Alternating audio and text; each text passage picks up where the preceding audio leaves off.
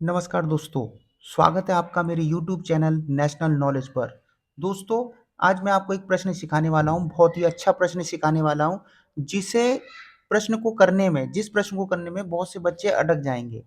आज मैं वैसा ही प्रश्न आपको दिखाने वाला हूँ। मैं आपको ये पूरा प्रश्न करके नहीं दिखाऊंगा, मैं सिर्फ आपको एक ही चीज़ करके दिखाऊंगा। लेकिन सबसे पहले मैं आपको एक छोटी सी बात बताता हूँ। मान लीजिए कि आपको आपकी माँ ने या आपके पिताजी ने या आपके बड़े भाई ने आपको बोला कि जाओ 400 ग्राम चीनी लेके आओ। आप जब दुकानदार के पास पहुंचे, प्रश्न मैं यहाँ से देखकर बता रहा हूँ आपको कि दुकानदार के पास आप जब पहुंचे तो उसने बोला कि आपने पूछा चीनी कितने रुपए की है, तो उसने बोला कि चीनी भैया 12 रुपए किलो है। ठीक है, ये उदाहरण के लिए है, ये 12 रुपए किलो चीनी है। तो उसने ये बोला, यहाँ पर कैरेट लिखा हुआ है, आप चीनी रख लीजिए या कुछ भी चीज रख लीजिए, चाय पत्ती कुछ भी रख लीजिए, खाने की कोई भी वस्तु है, जैसे चीनी हो गई, चाय पत्ती हो गई, कुछ भी हो गई, वो आप 12 रुपए किलो के हिसाब से मिल रही है। और दुकानदार ने आपने जाके बोला कि भैया मुझे 400 ग्राम चीनी दे दो। तो 400 ग्राम चीनी 12 रुपए के हिसाब से कितने की पड़ेगी? आप इसे कैसे निकालेंगे?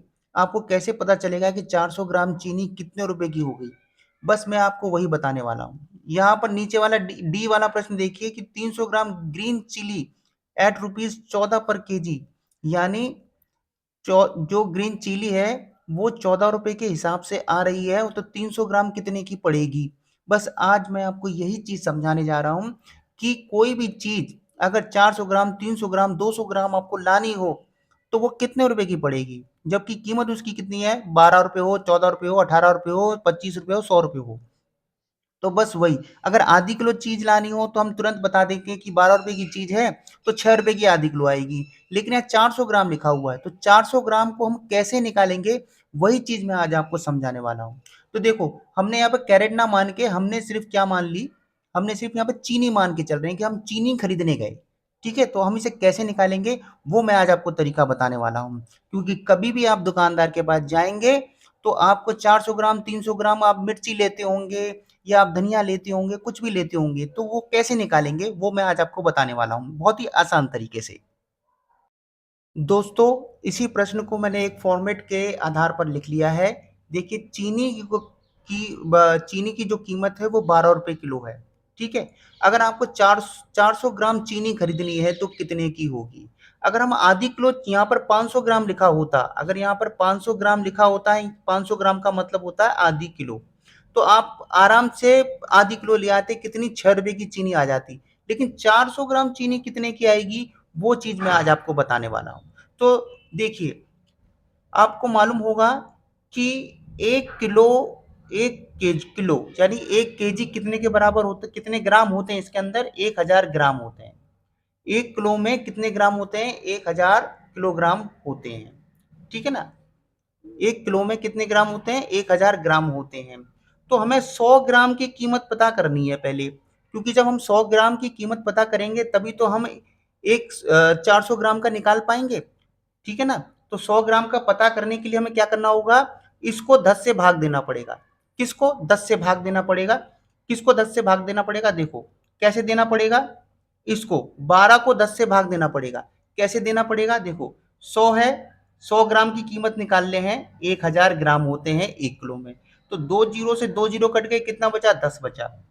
कितना बचा? 10 बचा। चीनी की कीमत कितनी है? 12 रुपए।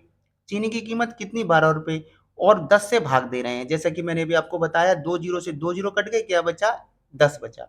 तो देखो, यहाँ पर एक संख्या है तो एक संख्या छोड़कर हमें क्या क्या लगाना पड़ेगा? पॉइंट लगाना पड़ेगा। तो देखो, एक संख्या मैंने छोड़ दी पीछे से, मैंने पॉइंट लगा दिया, तो 100 ग्राम की कीमत कितनी निकल आई? 100 ग्राम की कीमत आई।